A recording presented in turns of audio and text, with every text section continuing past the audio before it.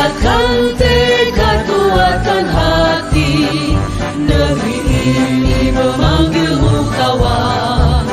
Belajar, bergerak, berbagi untuk negeri. Guru penggerak, majukan pendidikan. Guru penggerak menghamba pada murid. Kreatif, rancang pembelajaran.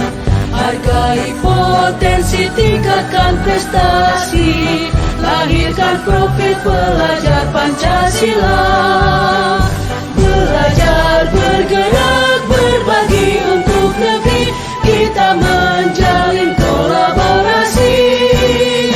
Belajar, bergerak, berbagi untuk negeri. Demi bakti pada Ibu Pertiwi.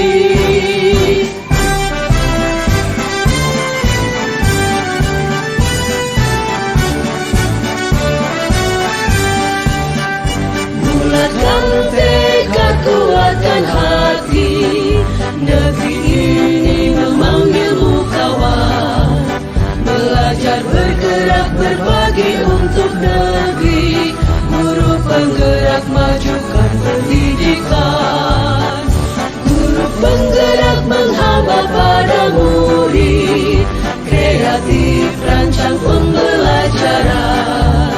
Hargai potensi, tingkatkan prestasi. Lahirkan profil pelajar Pancasila.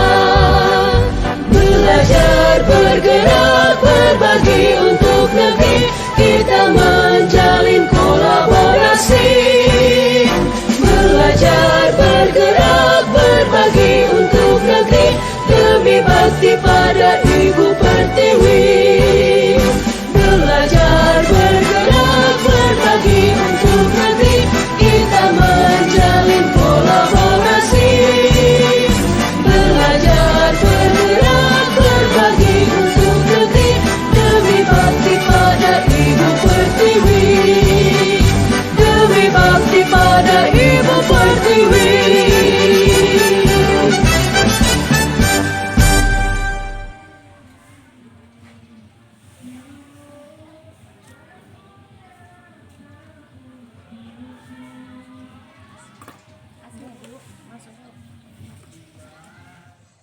Bismillahirrahmanirrahim. Assalamualaikum warahmatullahi wabarakatuh.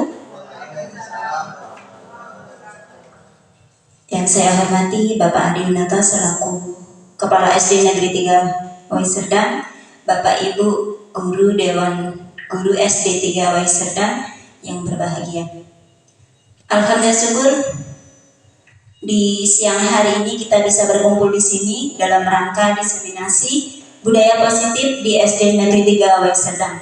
Kegiatan ini dalam rangka aksi nyata modul 1.4 calon guru penggerak.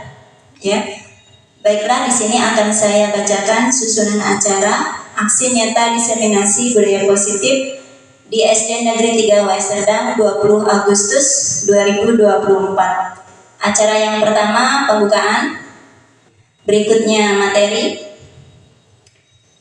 Selanjutnya materi disiplin positif, kemudian motivasi perilaku manusia, keyakinan kelas, kebutuhan dasar manusia, posisi kontrol restitusi, segitiga restitusi, tanya jawab, dan terakhir refleksi. Agar kegiatan kita hari ini dapat berjalan dengan lancar, mari kita buka dengan melafazkan basmalah terlebih dahulu.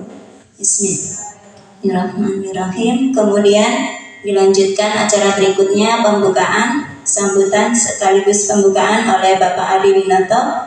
Kepada Bapak Adi Winata saya persilahkan.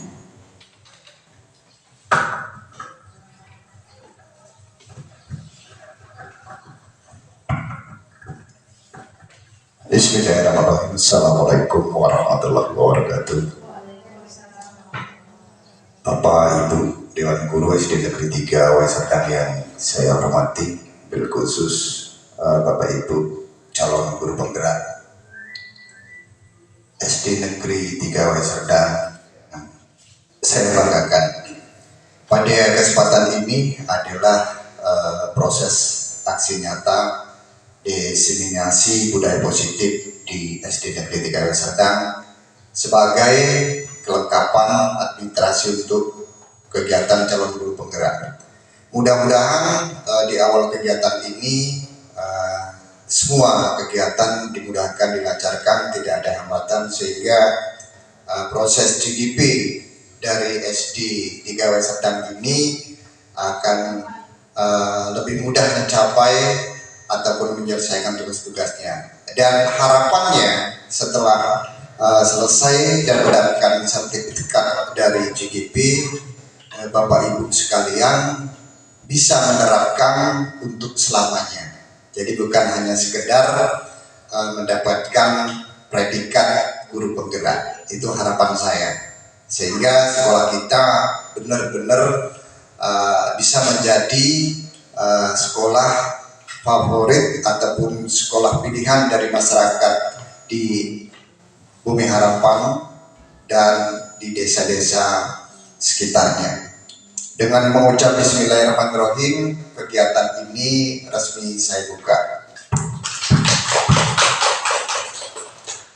Demikian yang bisa saya sampaikan, mudah-mudahan ini menjadi semangat untuk Bapak Ibu GGP dan untuk menjadi motivasi Bapak Ibu guru yang belum mendaftar untuk GGP. Akhir kata, billahi taufiq wal hidayah. Wassalamualaikum warahmatullahi wabarakatuh.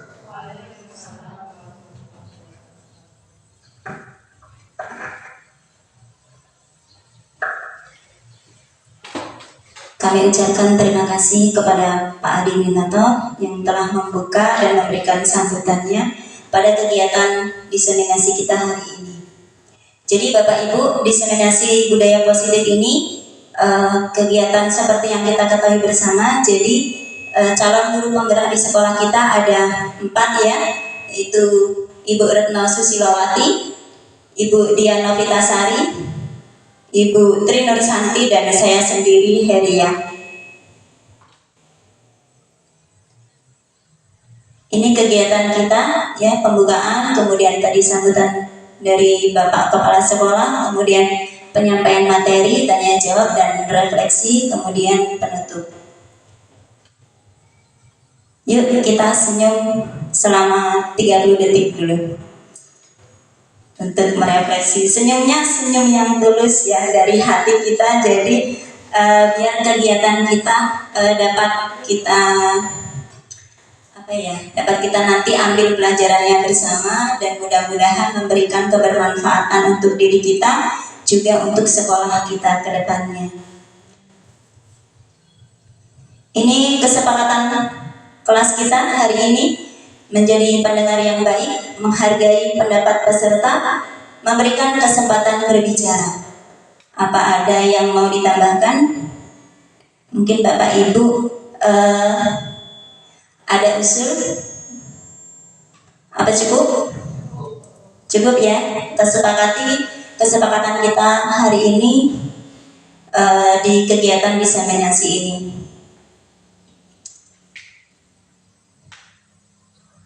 Ini materi kita Bapak Ibu ya. Jadi setiap kita sebagai seorang guru itu kita harus mempunyai kemampuan untuk mewujudkan budaya positif di sekolah.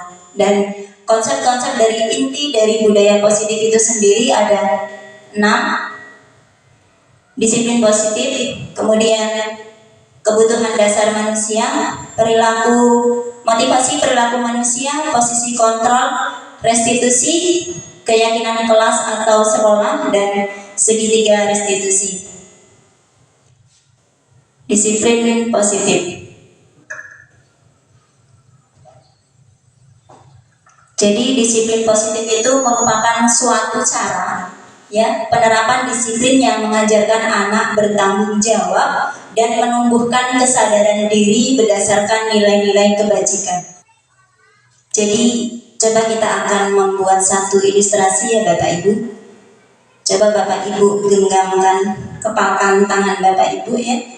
Kemudian bayangkan apa yang ada dalam tangan Bapak Ibu ini adalah sesuatu yang Bapak Ibu anggap penting, berharga, dan itu sekuat tenaga itu harus kita pertahankan.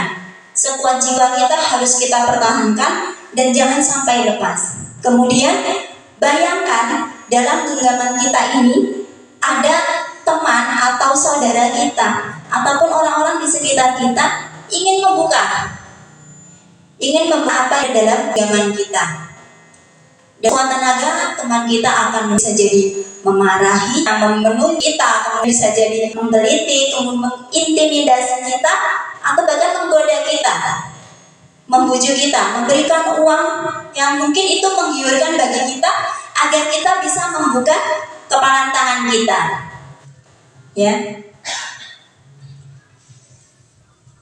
Nah, pertanyaannya, apakah kepalan itu tadi akan Bapak Ibu buka? Atau Bapak Ibu pertahankan? Ya. Kalau apa yang menjadi alasan bahwa kepalan tangan kita itu akan kita buka? Ataupun kalau kita mempertahankan kepalan tangan kita itu, apa yang menjadi alasan mempertahankan kepalan kita, genggaman kita? Dalam kegiatan ini sebenarnya yang mengontrol diri kita itu siapa? Ya diri kita sendiri. Yang menjadi dalam diri kita itu diri sendiri. Anak kita. Jadi semua itu tergantung pada kita masing-masing sesuai dengan kebutuhan dasar kita pada saat itu. Teori kontrol menurut Dr. William Glasser ya. Jadi ada beberapa miskonsepsi dalam makna kontrol itu sendiri. Yang pertama, ilusi guru mengontrol murid. Jadi pada dasarnya murid itu tidak bisa kontrol Bapak Ibu. Untuk melakukan suatu tindakan itu mereka tidak bisa kita kontrol. Kalaupun pada saat tertentu kita bisa mengontrol anak-anak kita untuk melakukan sesuatu yang mungkin kita minta atau kita inginkan, mereka mungkin akan melakukan. Tapi pada saat itu karena mereka mengizinkan dirinya kontrol. Dan suatu saat ketika, dan itulah yang menjadi kebutuhan dasar anak kita, mereka melakukan menuhi atau mengerti apa yang kita pilih. Karena pada saat itu kebutuhan dasar yang dipilih oleh murid kita, ya hal itu, mereka mengikuti apa kita mau. Jadi dengan bahwa perilaku itu memiliki tujuan, bahkan terhadap perilaku yang tidak sesuai. Ini yang kedua, semua penguatan positif, efektif, dan bermanfaat.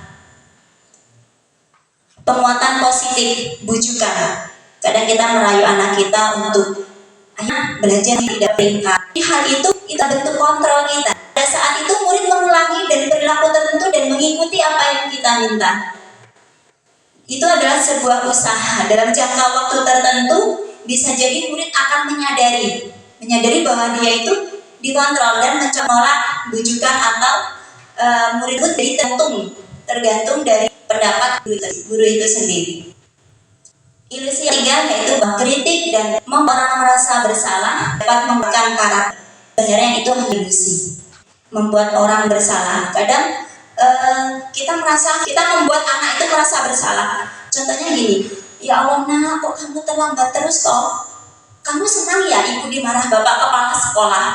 Saat itu anak merasa, berarti saya dia merasa bersalah, membuat gurunya dimarah kepala sekolah. Saat itu apa yang terjadi? Anak itu mengidentifikasi ini dan dia secara halus menanamkan bahwa dirinya itu telah bersalah.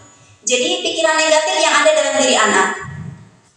Dan walaupun terkadang suara kita datar, bahkan halus kita sampaikan, tapi pada dasarnya pesan negatiflah itu yang ditangkap oleh anak-anak kita. Berikutnya, orang dewasa memiliki hak untuk memaksa. Itu juga merupakan sebuah ilusi ya. Jadi banyak orang dewasa itu karena kita merasa sudah dewasa ya, jadi kita merasa benar.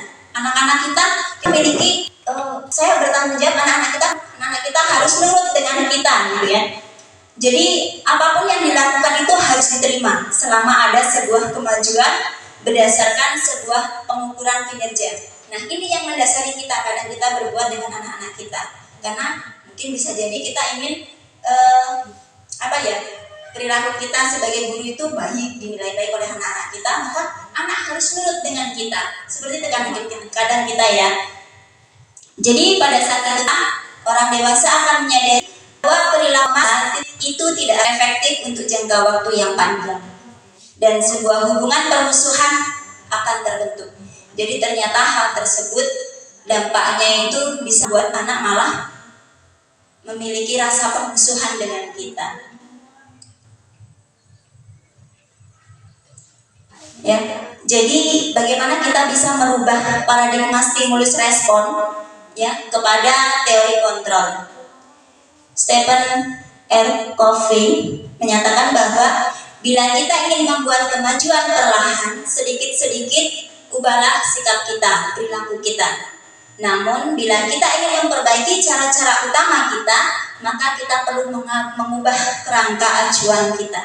Ubahlah bagaimana Anda melihat dunia, bagaimana Anda berpikir tentang manusia, ubahlah paradigma Anda, skema pemahaman, dan pesan aspek-aspek tertentu tentang ras.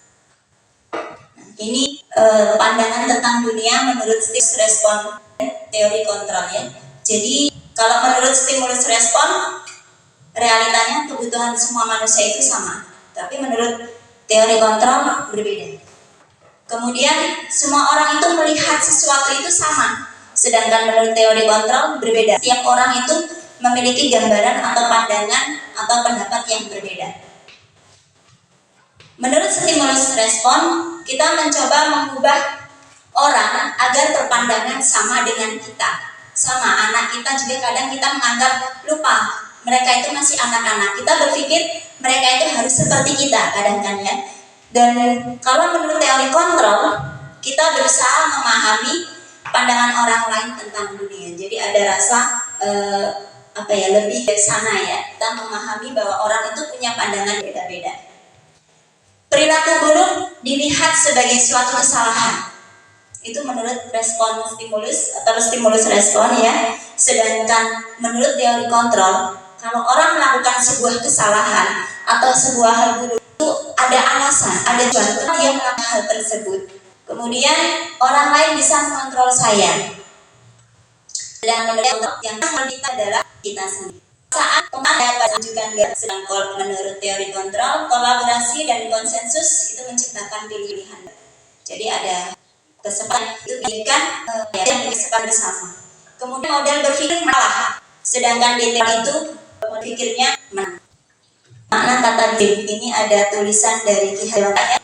Jadi ketika kita mendengar kata disiplin, yang terbayang dalam benak kita itu banyak atau peraturan, patuh pada peraturan. Itu yang mungkin biasanya tergambar dalam diri kita. Kata disiplin juga sering dihubungkan dengan hukuman.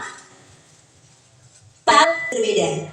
Karena belajar tentang disiplin positif harus dengan memberikan hukuman, jadi itu adalah salah satu jalan terakhir. Dan kalaupun hukuman itu tidak perlu kita berikan, ya tidak kita berikan. Dalam budaya positif, kata disiplin dimaknai menjadi sesuatu yang dilakukan seseorang pada orang lain untuk mendapatkan kepatuhan. Jadi kita cenderung menghubungkan kata disiplin dengan ketidaknyamanan. Karena kadang ada peraturan yang membuat orang itu tidak nyaman, tapi dia harus patuh mematuhinya. Jadi ketika dia melakukan sesuatu yang ini dorongannya itu adalah ya karena dia menghindari rasa tidak nyamannya tadi. Misal ketika kita berangkat sekolah tepat waktu, kadang dorongan kita itu alasan kita, kebutuhan kita karena menghindari rasa tidak nyaman. Rasa tidak nyaman misalnya apa? Ditegur kepala sekolah misalnya, atau nggak enak dengan anak-anak. Nanti ditegur anak-anak kan secara langsung sebenarnya itu membuat kita nyaman. Karena beberapa adil itu untuk menghindari hal-hal seperti itu. Bagi hati-hati bahwa ada kemerdekaan, disitulah harus ada disiplin yang kuat. Sungguh pun disiplin itu bersifat self-disiplin, yaitu kita sendiri yang mewajibkan kita. Jadi dengan kata lain, seseorang yang memiliki disiplin diri itu berarti bisa bertanggung jawab terhadap apa yang dilakukannya, karena mereka mendasarkan tindakan mereka itu pada nilai-nilai kebajikan. Dalam hal ini Ki Hajar Dewantara menyatakan bahwa pertanggungjawaban itulah selalu menjadi sisihannya hak atau kewajiban dari seseorang yang pegang kekuasaan atau pimpinan dalam umumnya. Adapun artinya tidak lain ialah orang tadi harus mempertanggungjawabkan dirinya serta tertib pelakunya dari segala hak dan kewajibannya. Jadi ketika kita melakukan disiplin dalam diri kita, itu ada nilai-nilai kebajikan yang menjadi dasar dari kita melakukan disiplin itu sendiri. Ini nilai-nilai kebajikan ya Bapak Ibu yang mendasari perilaku disiplin positif itu sendiri ya dari profil pelajar Pancasila. Insya Allah Bapak Ibu sudah paham semua. Kemudian dari Primary Yes Program PYP ya ada sikap murid itu ada toleransi, rasa hormat, integritas, mandiri, menghargai, antusias, empati, keingintahuan, kreativitas, kerjasama, percaya diri, dan komitmen. Ini dari 9 pilar karakter ya. Ada cinta Tuhan dan segenap ciptaannya, kemandirian dan tanggung jawab, kejujuran, diplomatis, hormat dan santun, dermawan, suka menolong dan gotong royong, percaya diri, kreatif, dan pekerja keras. Nah, ini selanjutnya bisa Bapak Ibu baca ya.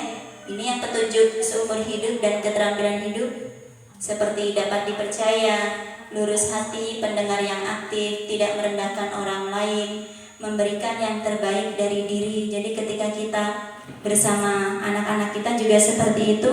Anak-anak kita itu kita menginginkan motivasi ketika mereka melakukan kebaikan-kebaikan dalam kegiatan kita di sekolah, minimal di sekolah, itu dasarnya adalah nilai-nilai kebajikan ini.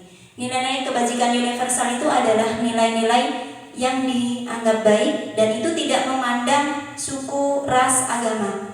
Memang nilai-nilai yang menjadi kebajikan bersama.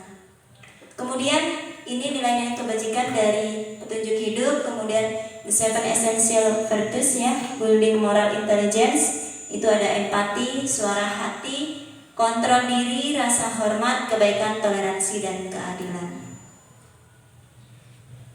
Jadi itu tadi ya, disiplin positif itu cara bagaimana kita menerapkan disiplin agar anak-anak didik kita itu memiliki rasa tanggung jawab dan menumbuhkan kesadaran diri untuk berdasarkan nilai-nilai kebajikan universal.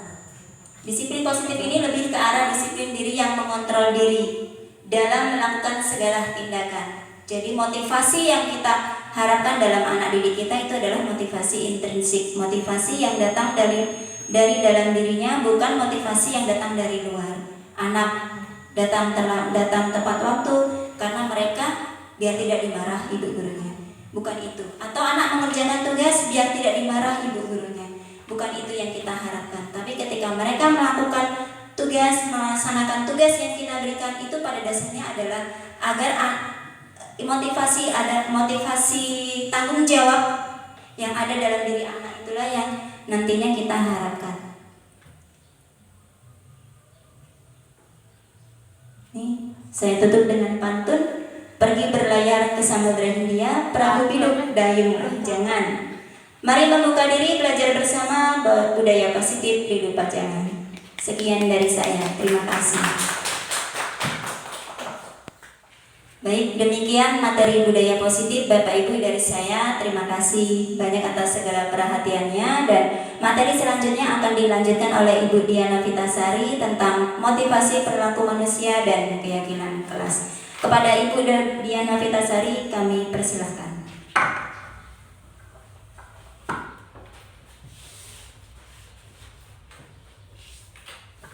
Bismillahirrahmanirrahim. Assalamualaikum warahmatullahi wabarakatuh. Waalaikumsalam warahmatullahi wabarakatuh. Masih semangat Bapak Ibu? Semangat. Kalau saya bilang selamat pagi Bapak Ibu, selamat siang Bapak Ibu, tolong jawab dengan siang, tetap semangat, oke? Selamat siang Bapak Ibu, siang, tetap semangat. Oke, terima kasih Bapak Ibu semua. Kita masih semangat ya untuk belajar bersama di ruang kelas ini. Selanjutnya saya akan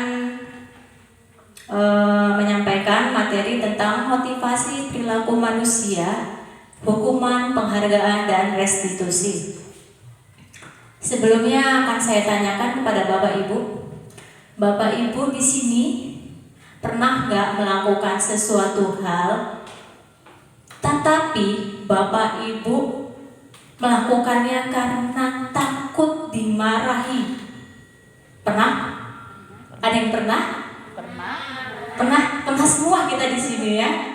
Ya, contohnya kita berangkat sekolah tidak tepat waktu karena takut dimarah atasan. Seperti itu ya. Kita pernah ya melakukannya? Oke, terus saya akan tanyakan kembali. Pernah nggak Bapak Ibu melakukan sesuatu hal karena ingin dipuji atau ingin mendapatkan hadiah? Coba, pernah nggak? Pernah? Pernah ya.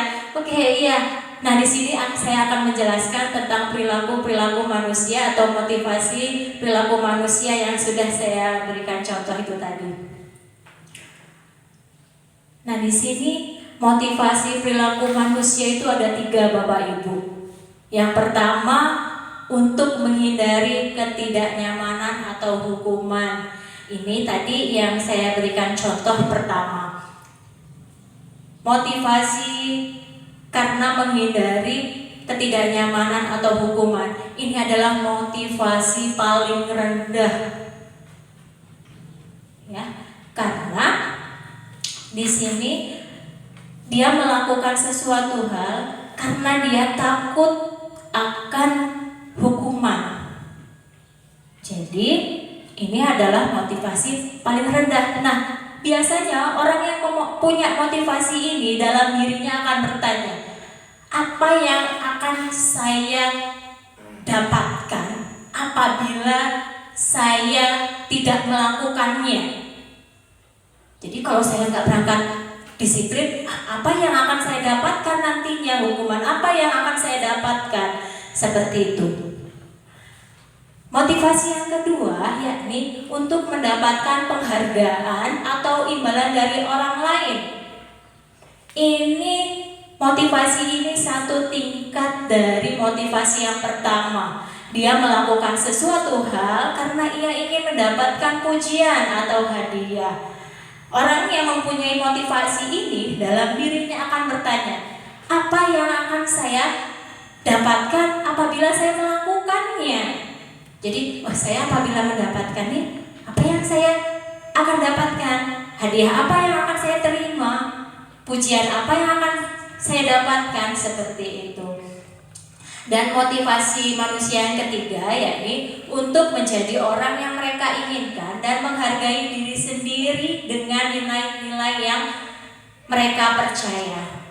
Nah, ini motivasi yang terbaik di antara ketiga ini. Karena untuk menjadi orang yang mereka inginkan, mereka harus menghargai diri sendiri. Dia harus menghargai diri dia sendiri. Akan menjadi apa? Akan dibawa kemana diri kita ini? Nah, untuk yang ini, untuk motivasi yang ketiga ini, biasanya dalam diri mereka akan bertanya, apa akan menjadi seperti apakah saya nanti? Nah, itu ya Bapak Ibu, motivasi perilaku manusia ada 3. Satu, untuk menghindari ketidaknyamanan atau hukuman, untuk mendapatkan penghargaan atau imbalan dari orang lain, dan yang ketiga, untuk menjadi orang yang mereka inginkan dan menghargai diri sendiri dengan nilai-nilai yang mereka percaya. Selanjutnya, saya akan membahas tentang hukuman, konsekuensi, dan restitusi. Nah, ketiga ini memiliki perbedaan Bapak Ibu antara hukuman, konsekuensi, dan restitusi. Yang pertama, saya akan menjelaskan tentang hukuman terlebih dahulu. Hukuman ini bersifat tidak terencana atau tiba-tiba. Anak atau murid tidak tahu apa yang akan mereka terjadi dan tidak dilibatkan. Jadi hukuman ini bersifat satu arah. Mengapa satu arah? Karena guru yang memberikan dan anak yang menerima hukuman. Dan di sini secara tiba-tiba, biasanya kalau guru marah memberi hukuman, langsung diberikan hukuman begitu saja, entah itu dari perkataan atau perbuatan. Kalau dari perkataan biasanya dia dengan menggunakan kata-kata yang keras, nada yang kasar ya. Dengan perbuatan biasanya ya, ada juga ya mungkin zaman dahulu itu guru masih melakukan hukuman melalui perbuatan, memukul, mencubit, menjewer. Nah seperti itu. Nah di situ kan hanya satu arah, tidak ada timbal balik. Hanya guru yang memberikan dan murid yang menerimanya hukuman. Nah selanjutnya tentang konsekuensi. Nah konsekuensi ini sudah terencana atau sudah disepakati sebelumnya dan sudah dibahas dan disetujui oleh murid dan guru. Kalau konsekuensi ini biasanya kita akan bicarakan dengan murid ya. Contoh, apabila tidak mengerjakan PR anak-anak harus apa, kan? Atau piket dalam sehari itu. Kalau memang setuju maka diterapkan itu konsekuensinya. Jadi anak apabila tidak mengerjakan PR maka mereka akan melakukan piket kelas.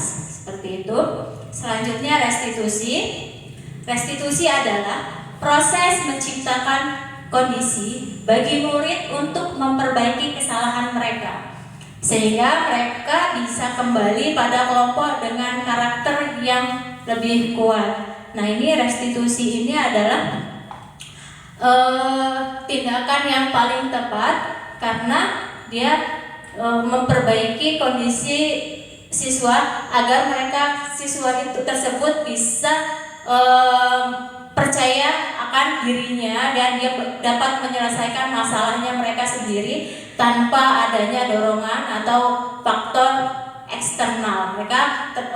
Restitusi ini adalah faktor yang internal dari dalam diri anak sendiri. Nah, di sini ada pertanyaan Bapak Ibu. Ada 7 pertanyaan tentang hukuman atau konsekuensi. Coba kita baca bersama. Ada 7 pertanyaan. Pertanyaan pertama. Mencatat 100 kali di dalam buku kalimat saya tidak akan terlambat lagi karena terlambat ke sekolah. Coba Bapak Ibu di sini termasuk hukuman atau konsekuensi.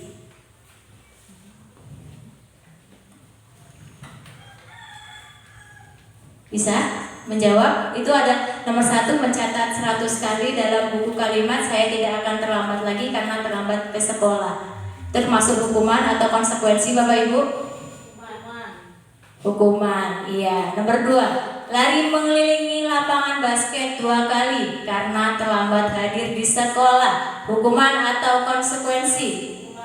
Betul sekali, hukuman. Murid diminta untuk push up 15 kali karena tidak menggunakan masker di sekolah. Iya, hukuman karena itu tidak ada kesepakatan sebelumnya. Menggantikan kertas tugas teman yang telah dicoret-coret. Konsekuensi, tepat sekali. 5. Membersihkan tumpahan air di meja tulis karena tersenggol pada saat belajar. Konsekuensi, betul. Nomor 6, meminta murid tidak mengenakan sepatu seharian di sekolah karena tidak mengenakan sepatu hitam. Hukuman, betul. Karena dia tidak boleh memakai sepatu seharian, itu dapat menyakiti anak ya. 7. Lari mengelilingi lapangan basket 2 kali karena terlambat 10 menit untuk pelajaran PJOK. Hukuman? Konsekuensi. Mengapa konsekuensi? Karena dia adalah pelajaran PJOK, kemungkinan teman-teman yang lain itu sudah mengelilingi lapangan terlebih dahulu. Dia telat, jadi dia mengelilingi lapangan sendiri, gitu ya. Yang terakhir itu. Jadi bisa membedakan hukuman dan konsekuensi ya Bapak Ibu ya. Selanjutnya kita akan membahas tentang keyakinan sekolah atau kelas. Saya yakin Bapak Ibu sebagian sudah menerapkan keyakinan di kelas, namun di sini saya akan mengulas kembali tentang keyakinan kelas. Keyakinan kelas atau sekolah.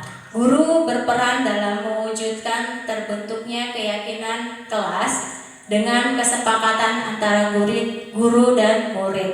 Jadi, dalam pembuatan keyakinan kelas, seharusnya Bapak Ibu tidak membuat dengan sepihak atau membuat sendiri, tetapi harus melibatkan siswa. Karena namanya kesepakatan atau keyakinan ini kan harus adanya dua pihak yang menyetujui. Nah, di sini dengan keyakinan kelas, nah kita bisa menentukan apa yang seharusnya dilakukan dan tidak boleh dilakukan dalam kelas. Nah, keyakinan kelas ini bersifat abstrak ya, dibandingkan peraturan yang lebih rinci dan lebih panjang. Biasanya kalau peraturan kan panjang ya kalimatnya, cuman kalau keyakinan kelas cukup dengan kalimat yang abstrak, singkat saja. Nah, biasanya juga keyakinan kelas ini sesuatu hal yang dapat dilakukan di dalam kelas. Keyakinan kelas juga harus menggunakan kata-kata yang singkat agar anak itu mudah mengingat dan mudah memahaminya. Keyakinan sekolah atau kelas berupa pernyataan universal yang mudah diingat dan dipahami dan harus diterapkan di lingkungan sekolah. Itu tadi ya. Nah, itu contoh keyakinan kelas. Ada saling menghormati dan menghargai. Itu kata-kata yang universal ya. Tanggung jawab, budayakan 5S, menjaga kebersihan, menjaga keamanan dan menolong teman. Nah, kita akan mencoba belajar tentang prosedur pembentukan keyakinan sekolah atau kelas. Nah, prosedur yang pertama yakni kita mempersilahkan murid-murid untuk mengutarakan atau mengungkapkan pendapatnya yang tentang peraturan yang harus disepakati di kelas. Jadi, kita bisa melibatkan anak ya di kelas untuk dapat mereka itu menyampaikan apa yang harus disepakati di dalam kelas tersebut. Kedua, mencatat semua masukan-masukan para murid di papan tulis atau di kertas besar. Nah, ini biasanya kita menyuruh anak ya untuk bisa mengungkapkan pendapatnya untuk apa yang harus disepakati ditulis dalam kertas. Bisa saja kita siapkan kertas besar, lalu kita bagikan anak itu kertas tempel itu, lalu mereka menuliskan pendapatnya, kita tempelkan, kita satukan mana yang kira-kira sama peraturan kita tempelkan ya. Lalu yang ketiga, susunlah keyakinan kelas sesuai prosedur pembentukan keyakinan kelas. Di sini kita kan sudah menuliskan pendapat-pendapat siswa di depan, kita kumpulkan. Lalu selanjutnya kita tinjau ulang keyakinan kelas bersama-sama. Jadi antara guru dan murid meninjau kembali apa yang sudah ditulis oleh anak-anak. Mungkin kita bisa koreksi katanya atau kita kumpulkan pendapat yang sama. Yang kelima, setelah keyakinan kelas selesai dibuat, maka semua warga kelas melanjutkan dengan menandatangani keyakinan kelas tersebut antara guru dan murid. Jadi keyakinan kelas ini harus kita setujui. Tidak boleh ada yang merasa keberatan antara guru dan murid. Lalu kita buat tanda tangan guru dan juga murid bahwasanya sepakatan kelas itu sudah kita setujui. Selanjutnya prosedur yang terakhir yakni keyakinan kelas bisa dicetak semenarik mungkin yang bisa dilihat oleh anak dan ditempel di tempat yang memang mudah untuk dilihat. Itu ya Bapak Ibu. Nah, cukup sekian materi yang akan saya sampaikan. Selanjutnya akan Selanjutnya akan disampaikan oleh Bu Retno Susilowati, kepadanya kami persilahkan. Baik, Assalamualaikum warahmatullahi wabarakatuh. Terima kasih atas waktu yang diberikan.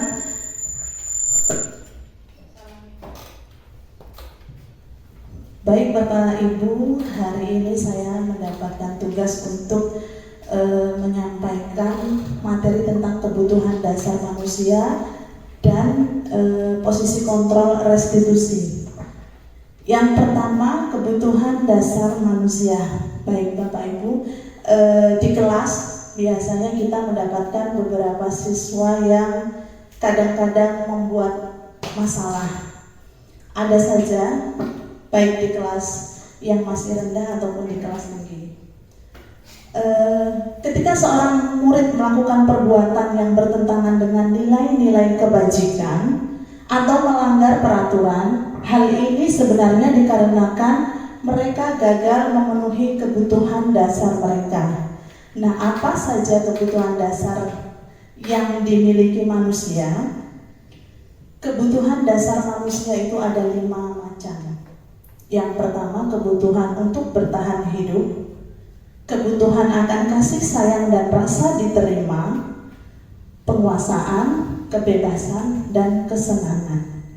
Jadi kalau misalnya murid kita melakukan pelanggaran, itu berarti dia gagal memenuhi salah satu atau lebih dari 5 kebutuhan dasar manusia ini.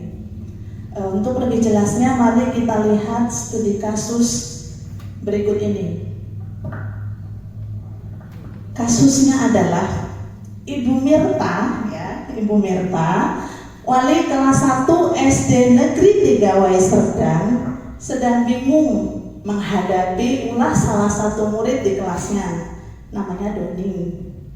Nah, beberapa anak kelas 1 ini datang kepada Ibu Mirta, kemudian melaporkan bahwa Doni itu seringkali meminta dengan paksa makan siang dari teman-temannya. Kemudian, jika Anda menghadapi situasi seperti Bu Mirta, apa yang dilakukan? Apa kira-kira alasan Doni melakukan hal itu? Jadi, ada kemungkinan 5 kebutuhan dasar yang Doni tidak terpenuhi sehingga dia mengambil paksa makanan dari teman yang lain. Kira-kira Doni kebutuhannya apa ya yang tidak terpenuhi sehingga dia mengambil secara paksa makanan milik temannya? Lapar. Berarti dia butuh makan. Berarti kebutuhan hidup yang tidak terpenuhi adalah kebutuhan hidupnya yang tidak terpenuhi yaitu kebutuhan untuk bertahan hidup. Karena kalau dia tidak makan, dia tidak akan bertahan hidup. Dari rumah tidak membawa bekal, sehingga dia meminta bekal teman yang lain. Apalagi kira-kira kemungkinan yang lain?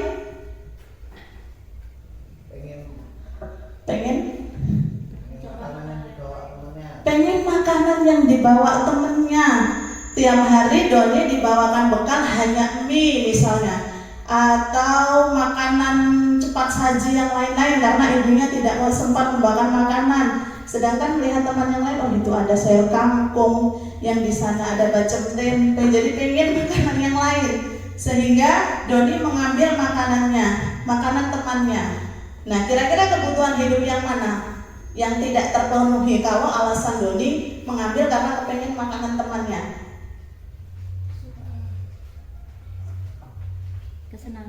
Kesenangan belum masuk ke dalam kesenangan. Kebebasan.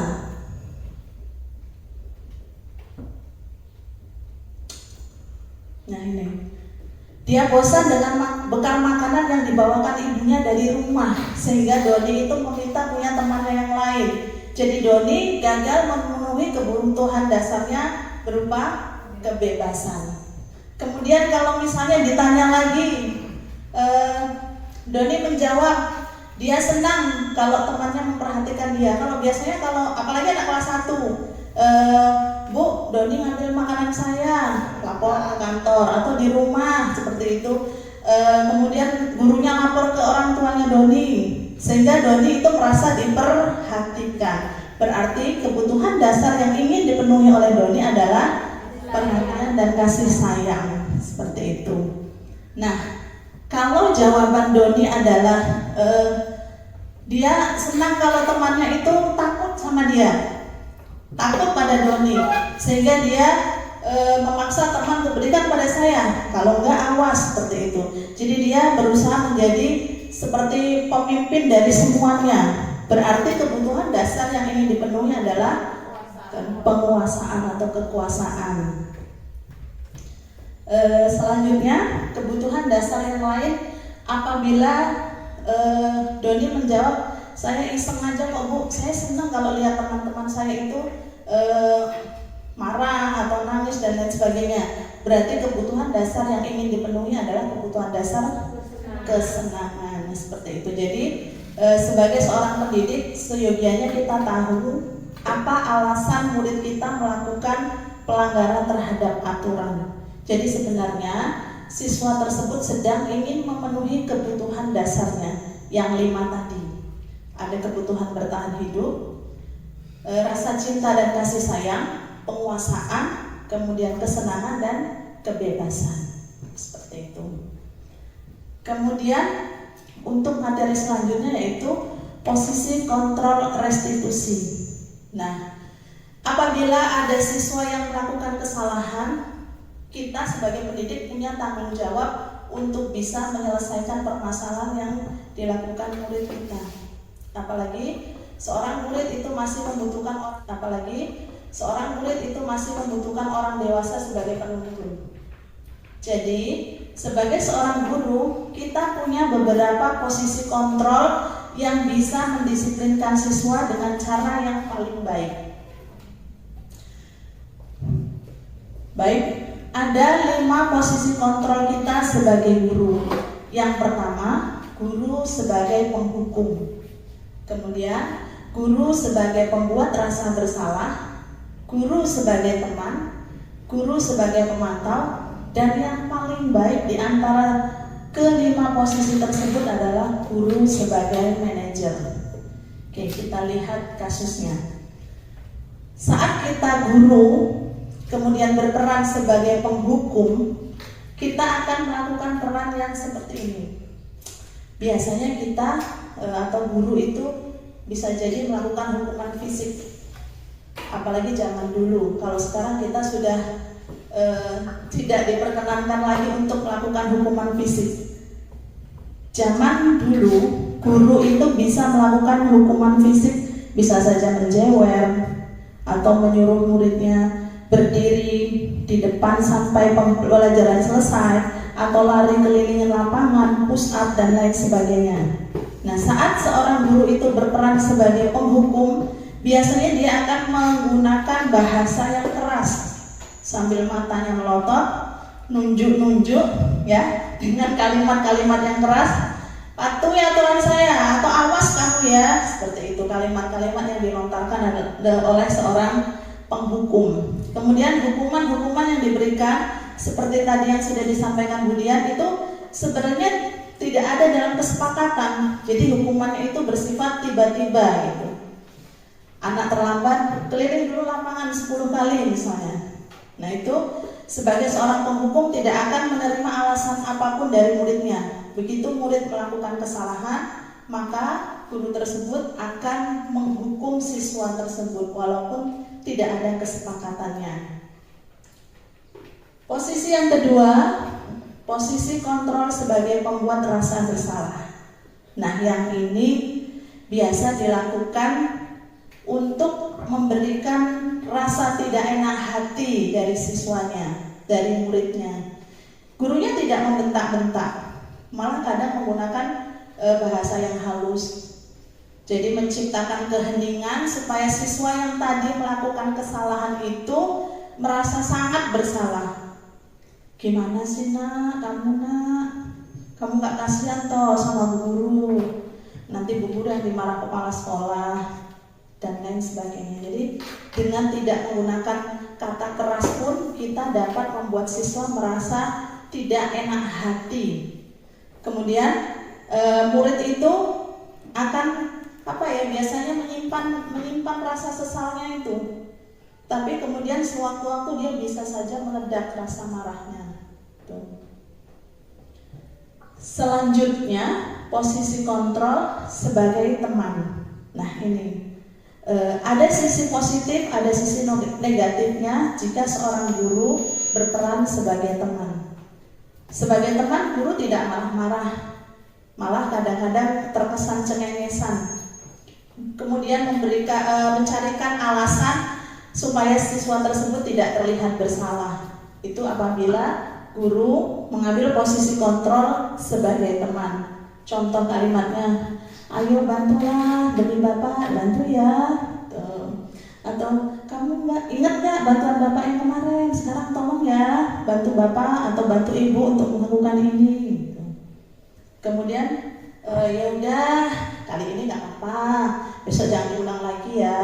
Nah sambil senyum-senyum, cengengesan seperti itu apabila guru mengambil posisi kontrol sebagai teman. Positifnya guru tersebut akan menjadi lebih dekat dengan siswanya. Negatifnya anak akan bergantung kepada gurunya. Jadi suatu saat gurunya tidak membantu, ada rasa kecewa dari anak tersebut. Kok Pak Guru, Bu Guru nggak bantu saya ya? Gitu. Padahal saya sudah bantu Bu Guru begini begitu. Gitu. Jadi ada rasa sesalnya. Kemudian ada posisi kontrol sebagai pemantau. Nah ini kalau sebagai pemantau biasanya guru akan selalu mengingatkan dengan peraturan-peraturan. Saat siswa tidak patuh terhadap aturan tersebut, maka guru akan mengingatkan dengan aturan yang sudah ada. Peraturannya apa? Apa yang telah kamu lakukan? Tuh. Apa yang kita sepakati bersama? Sekarang jam berapa? Kamu terlambat. Tuh. Jadi selalu mengaitkan segala sesuatunya dengan peraturan yang sudah dibuat. Tuh posisi kontrol guru sebagai pemantau. Kemudian untuk posisi kontrol yang terakhir sebagai manajer. Seperti yang saya sebutkan sebelumnya, posisi kontrol sebagai manajer adalah posisi kontrol yang paling baik dilakukan oleh guru. Di mana dalam posisi ini guru tidak memberikan hukuman fisik maupun verbal, tetapi guru lebih bisa bersama-sama dengan siswa berdiskusi untuk mencari jalan keluarnya. Bagaimana supaya siswa tersebut tidak lagi melakukan kesalahan yang sama. Contoh misalnya ada seorang siswa yang terlambat.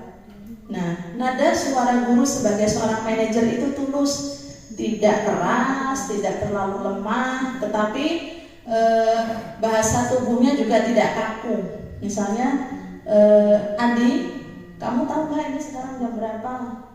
Tahu Pak, jam 7. Jadi kamu terlambat. Kira-kira gimana? Kita akan menyelesaikan masalah ini. Jadi kita melemparkan kepada siswa apakah solusi yang akan dia berikan untuk bisa membenahi lagi kesalahannya yang telah diperbuat supaya anak tersebut tidak terlambat lagi. Seperti itu. Kemudian dengan posisi manajer, guru tidak menunjukkan jalan keluar, tetapi siswa yang berpikir, kemudian siswa yang akan menerangkan hal yang akan dilanjutkan selanjutnya untuk bisa memperbaiki kesalahan yang telah dibuat. Baik Bapak Ibu, itu tadi 2 materi yang saya sampaikan. Untuk selanjutnya, materi berikutnya adalah segitiga restitusi yang akan disampaikan oleh Ibu Tri Nursanti. Terima kasih atas segala perhatiannya. Wassalamualaikum warahmatullahi wabarakatuh.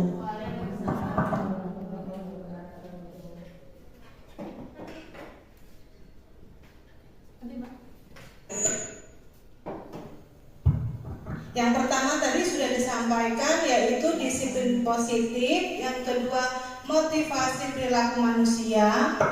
Terus selanjutnya keyakinan sekolah atau keyakinan kelas, kebutuhan dasar manusia manusia, posisi kontrol restitusi, dan yang terakhir ini segitiga restitusi. Di segitiga restitusi ini yaitu restitusi adalah salah satu cara menanamkan disiplin positif pada murid sebagian dari budaya positif di sekolah. Seperti yang sudah disampaikan penyampai materi yang sudah, yaitu terdapat posisi kontrol restitusi dan juga restitusi atau sebagai materi kebutuhan dasar manusia.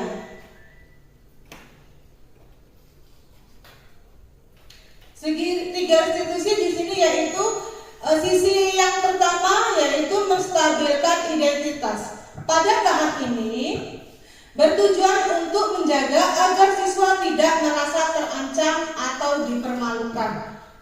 Fokusnya adalah memastikan bahwa siswa merasa aman secara emosional dan diperlakukan dengan hormat, sehingga mereka lebih terbuka untuk berbicara dan berpikir tentang perilaku mereka. Nah, misalnya yang kita lakukan seperti kasus-kasus sebelumnya atau pernah ditemukan yaitu siswa datang terlambat. Di sini kita tidak bisa menegur di depan teman-temannya karena akan membuat siswa tersebut merasa malu, jadi merasa tidak nyaman. Tetapi kita bisa memanggilnya ke ruangan, kemudian kita tanya alasan atau kenapa anak tersebut datang terlambat, sehingga tidak di depan siswa yang lain, tidak di depan teman-temannya, sehingga anak tersebut tidak merasa malu. Yang berikutnya yaitu validasi tindakan yang salah. Pada tahap ini fokusnya adalah anak-anak tersebut memahami bahwa tindakan mereka tidak sesuai dengan nilai atau aturan yang ada.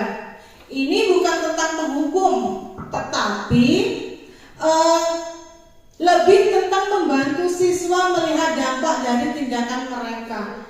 Artinya kita mengetahui dulu apa alasan anak tersebut, kemudian mereka atau dengan datang terlambat itu sudah melanggar atau melanggar kesepakatan yang sudah kita buat bersama. Itu apa sih? Kemudian dari tindakan mereka tersebut dampaknya apa? Misalnya datang terlambat lebih dari 30 menit, dampaknya seperti apa? Anak tersebut akan tertinggal pelajaran sama temennya, gitu ya. Atau mungkin karena anak itu sering terlambat, dia akan memberikan dampak yang kurang baik juga terhadap temannya. Misalnya, jadi temennya ikut-ikutan lah berangkat siang aja, orang yang ini aja nggak apa-apa misalnya.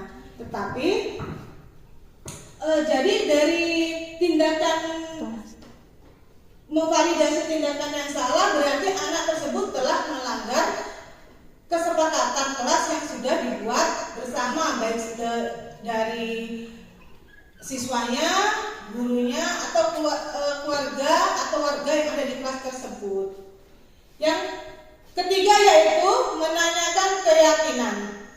Tahap ini bertujuan untuk menggali keyakinan atau nilai-nilai yang dimiliki siswa yang dapat memotivasi mereka untuk memperbaiki situasi dan mengambil tanggung jawab atas tindakan mereka. Pada tahap ini kita menanyakan tentang tanggung jawab atas apa yang sudah dilakukan oleh siswa tersebut. Misalnya, kedepannya anak itu akan berbuat apa untuk memperbaiki atau apa yang akan dilakukan untuk memperbaiki situasi yang sudah sehingga menyebabkan anak tersebut datang terlambat. Misalnya, kita sebagai guru tidak menyuruh atau tidak memerintahkan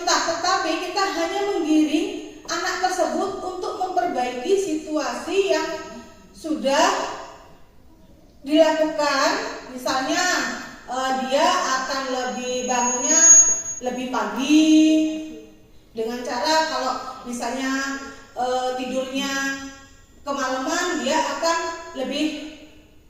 lebih sore atau lebih tidak terlalu larut tidurnya sehingga tidak kesiangan bangunnya, kemudian berangkat sekolahnya tidak terlambat. Tujuan dari restitusi ini yaitu membantu murid menjadi pribadi yang lebih kuat dengan belajar dari kesalahan. Jadi dari kesalahan yang telah dibuat bukan berarti anak tersebut terus merasa tidak enak, tetapi mereka belajar dari kesalahan untuk memperbaiki yang agar lebih baik ke depannya. Selanjutnya yaitu mengembangkan disiplin positif berbasis nilai kebajikan. Seperti yang sudah disampaikan oleh pemateri sebelumnya yaitu Ibu Heria tentang nilai kebajikan. Nilai-nilai tersebut akan muncul dari diri pribadi anak itu sendiri. Hanya kita mengarahkan ke yang lebih baik lagi. Tersebut akan muncul dari diri pribadi anak itu sendiri. Hanya kita mengarahkan ke yang lebih baik lagi. Selanjutnya, mendorong murid untuk bertanggung jawab atas perilaku dan pilihan mereka. Materi ini sudah disampaikan oleh Ibu Dian tadi ya, bagaimana perilaku anak-anak setelah bertanggung jawab dari perilaku yang telah diperbuatnya.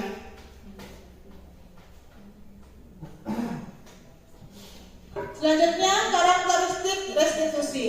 Yang pertama yaitu belajar dari kesalahan. Tidak hanya berfokus pada atau menuntut kesalahan, tetapi memahami dan mengubah perilaku. Yang kedua, memperbaiki hubungan, yaitu menekankan pada pemulihan hubungan antara murid dan orang yang terdampak oleh kesalahannya.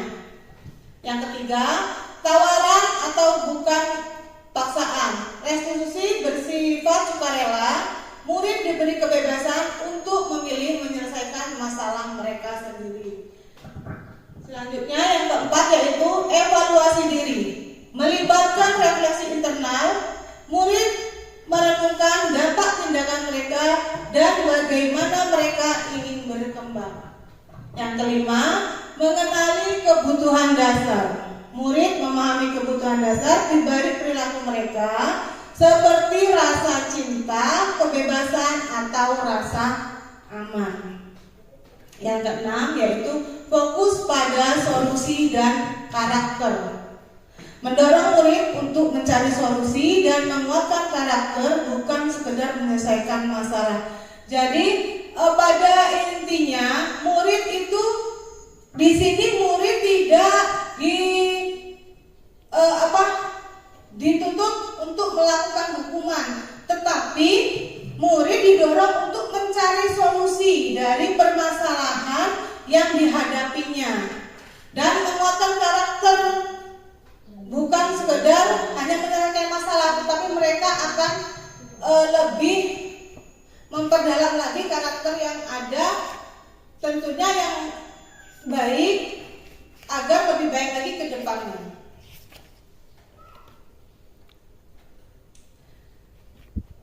Hasil dari harapannya atau hasil dari restitusi yaitu murid lebih memahami diri sendiri dan menjadi lebih baik dalam membuat keputusan di masa depan. Dan yang terakhir, hubungan yang lebih kuat dengan kelompok dan gurunya.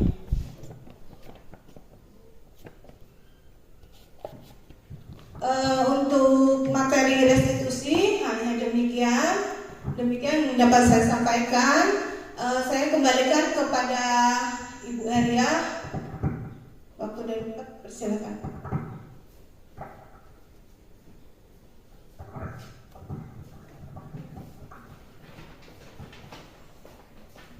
berterima kasih kepada Ibu Tri Nursanti, Ibu Retno Susilawati, dan Ibu Dian Novitasari yang sudah menyampaikan materinya dari awal sampai akhir.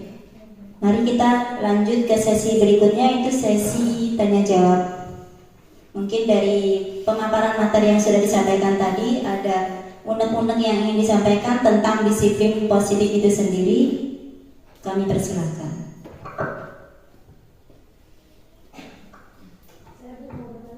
Oh boleh.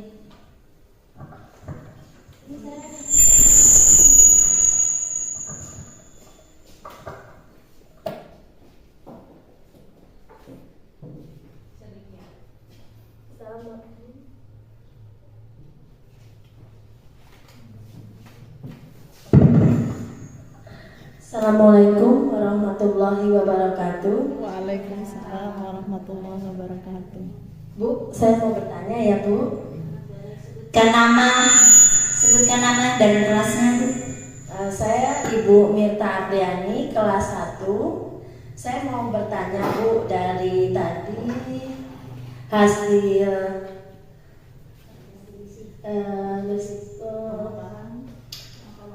pemaparan tadi, boleh atau tidak Bu kita memberikan hukuman yang dapat mendisiplinkan anak?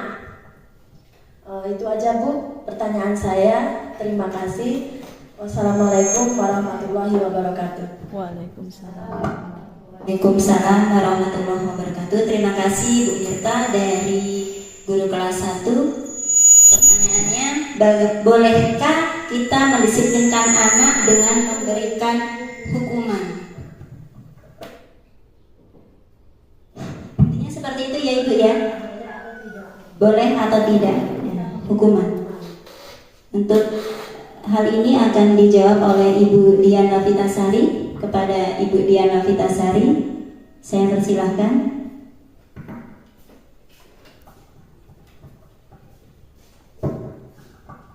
Baik, terima kasih atas waktunya. Saya akan mencoba menjawab pertanyaan dari Bu Mirta. Boleh tidak kita itu mendisiplinkan anak melalui hukuman? Nah, kita di sini tadi sudah belajar tentang disiplin positif yang Bapak Ibu sudah dengarkan tadi pemaparan dari kami. Jadi hukuman itu adalah alternatif paling akhir, karena kalau masih bisa dielakkan, karena hukuman itu tidak baik untuk kita lakukan kepada siswa. Hukuman itu dampaknya banyak sekali Bapak Ibu. Salah satunya anak dapat trauma dengan adanya hukuman. Bisa saja anak itu nanti jadi tidak mau sekolah lagi, tidak mau bertemu dengan guru itu lagi, tidak mau belajar dengan guru itu, kan bahaya. Jadi bisa putus sekolah. Itu ada alternatif terakhir. Nah, alternatif yang paling baik adalah kita tadi sudah belajar tentang segitiga restitusi. Di mana segitiga restitusi ada 3 tahap Bapak Ibu. Tadi yang pertama adalah menstabilkan identitas. Yang kedua, validasi tindakan yang salah, dan yang ketiga itu adalah menanyakan keyakinan ya. Jadi dari tiga restitusi itu adalah yang terbaik yang harus kita lakukan. Jadi kita tanyakan kepada anak. Kalau anak sudah melanggar sesuatu peraturan atau keyakinan kelas, kita tanyakan dulu, kenapa anak itu melakukannya? Tadi sudah dijelaskan oleh Bu Susi, kita itu manusia memiliki 5 kebutuhan. Begitu juga dengan anak-anak kita. Anak-anak itu memiliki kebutuhan, dia pasti punya alasan mengapa dia lakukan itu. Salah satunya ada merasa kesenangan, ingin disayang, ingin diterima. Nah itu kita akan tanyakan dulu, jangan langsung main hukum. Itu akan berdampak sangat buruk kepada anak peserta didik kita ya Bapak Ibu. Mungkin kalau memangnya tadi, kalau kepepet tuh udah nggak bisa lagi dengan ditangani bagaimana-mana, itu adalah alternatif paling akhir untuk hukuman itu. Ya Bapak Ibu, kita belajar tentang segitiga restitusi.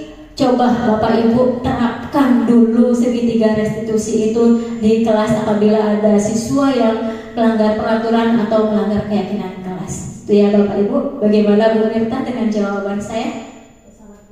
Puas ya. Oke, terima kasih. Saya kembalikan lagi kepada moderator. Wassalamualaikum warahmatullahi wabarakatuh. Waalaikumsalam warahmatullahi wabarakatuh. Terima kasih Ibu Dian atas jawabannya. Jadi kalau kita melihat dari 5 posisi kontrol itu, posisi yang paling ideal kita sebagai seorang guru adalah sebagai manajer. Jadi ketika menjadi seorang penghukum, tadi sudah dijelaskan ya, dampaknya itu jangka panjang. Dampak yang terutama itu akan membekas dalam alam bawah sadar anak didik kita dan bisa menjadi mereka benci atau akhirnya mereka itu dendam.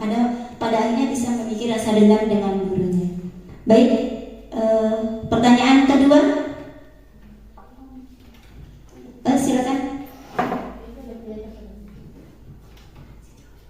Sebutkan nama dan guru. Assalamualaikum warahmatullahi wabarakatuh. Waalaikumsalam warahmatullahi wabarakatuh. Saya Oli Puspitasari, guru mata pelajaran bahasa Inggris. Izin bertanya ya Ibu, terkait segitiga restitusi. Mengapa penting bagi guru untuk menggunakan segitiga restitusi daripada hanya memberikan hukuman kepada siswa yang melanggar aturan? Baik, itu saja pertanyaan dari saya. Saya ucapkan terima kasih sebelumnya dan saya akhiri. Wassalamualaikum warahmatullahi wabarakatuh. Waalaikumsalam. Waalaikumsalam warahmatullahi wabarakatuh. Terima kasih Ibu Oni Puspitasari atas pertanyaannya tentang segitiga restitusi. Dalam hal ini akan dijawab oleh Ibu Tri Nursanti.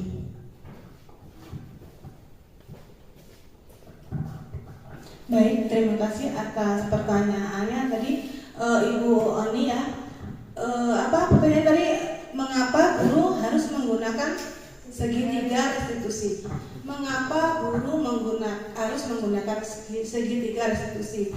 Karena dengan menggunakan segitiga restitusi, restitusi itu tidak berfokus kepada hukuman, ya, tetapi bagaimana cara penyelesaian dari masalah tersebut. Selain itu, hukuman akan dilakukan itu terkadang kita berikan ke anak-anak itu tidak merubah perilaku. Kalau kita memberikan hukuman, misalnya karena anak tersebut melakukan kesalahan, kemudian kita hukum. Kemudian hukuman itu karena anak itu menganggap ringan hukumannya, ya sudahlah, besok akan mengulanginya lagi. Tetapi dengan menggunakan segitiga restitusi itu akan merubah anak menjadi karakter yang lebih baik dan belajar dari pengalaman yang sudah terjadi atau yang sudah dilakukan. Misalnya anak telah melakukan kesalahan, kita gali dulu masalah tersebut timbulnya dari apa, kemudian setelah itu solusinya seperti apa. Jadi anak dengan menggunakan segitiga restitusi tidak berfokus pada hukuman, tetapi dengan segitiga restitusi akan mengubah dan membuat anak tersebut belajar dari pengalaman yang sudah dilakukan menjadi lebih baik ke depannya. Seperti itu Bu Oni. Bagaimana Ibu Oni? Terima kasih. Baik, terima kasih. Saya kembalikan kepada moderator. Terima kasih kepada Ibu Tri Nursanti. Bagaimana Ibu Oni atas jawabannya? Sudah cukup ya, terima kasih. Demikianlah kegiatan kita hari ini tentang diseminasi budaya positif di SD Negeri 3 Wai Serdang oleh kami calon guru penggerak angkatan 11 dari Provinsi Balai Guru Penggerak Provinsi Lampung.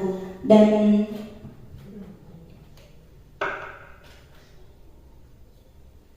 sebagai penutup ya, kita sebagai pendidik tentunya kita mempunyai seni untuk mengembangkan potensi manusia. Jadi ketika kita menerapkan konsep-konsep budaya positif di sekolah kita, insya Allah budaya positif di sekolah kita akan menjadi lebih baik lagi. Terima kasih atas segala perhatiannya. Sebelum saya tutup, kita akan refleksi terlebih dahulu. Jadi selama kegiatan ini, apa yang sudah Bapak Ibu dapatkan dan bagaimana perasaan Bapak Ibu? Boleh saya meminta satu perwakilan untuk menyampaikan refleksinya?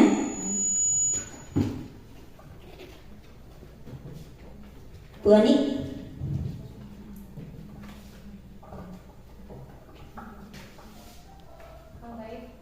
Boleh maju Bu? Iya.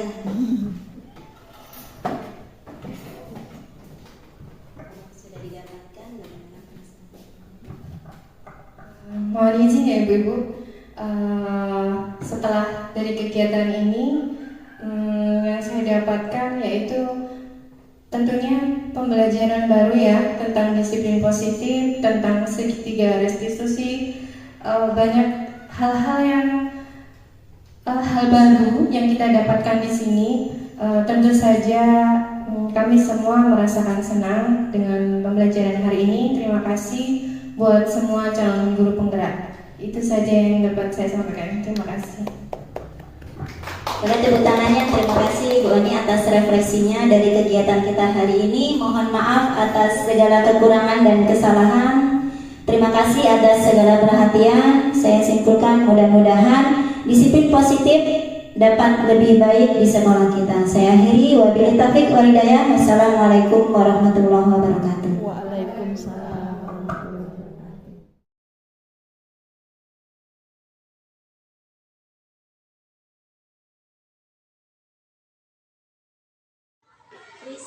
Rizky sehat? Sehat. Sudah sarapan nak? Sudah. Baik, Rizky tahu sekolah kita masuknya jam berapa? Jam 7:30. Ini sudah pukul 7.53. Berarti sudah 23 menit Rizky terlambat. Sudah berapa kali Rizky terlambat? Lebih dari 5 kali. Baik, nilai keyakinan apa kalau kita datang terlambat? Menghargai diri sendiri dan orang lain ya. Baik, Rizky, berbuat kesalahan itu adalah hal yang wajar, hal yang manusiawi. Yang terpenting apa nak? Yang terpenting kita bisa belajar dari kesalahan kita dan berusaha untuk memperbaikinya. Rizky setuju? Setuju. Rizky mau memperbaikinya? Nah, kenapa hari ini Rizky datang terlambat? Bangunnya kesiangan. Kenapa bisa bangun kesiangan?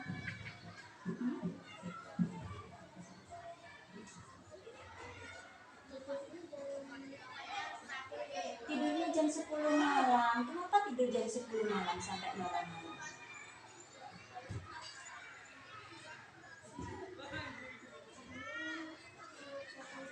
Karena mengerjakan PR. Baik. PR hari apa itu? PR hari Rabu. PR hari Rabu kok baru dikerjakan semalam?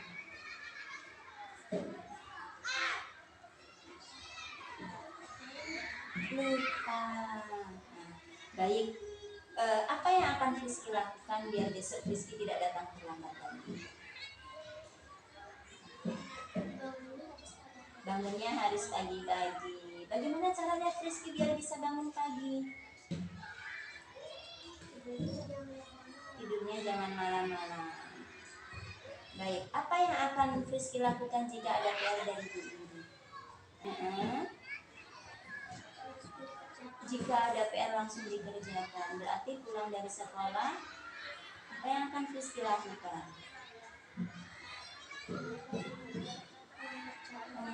Dicek dulu baru dikerjakan ya kalau ada PR-nya. Baik.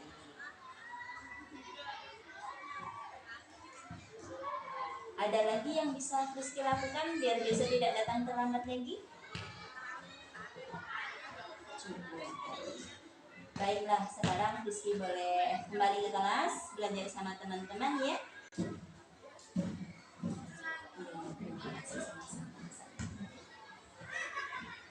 semangat Rizky. Oke, silakan. Assalamualaikum warahmatullahi wabarakatuh. Saya murid dari kelas 4. Nama saya Rizky Alfiani.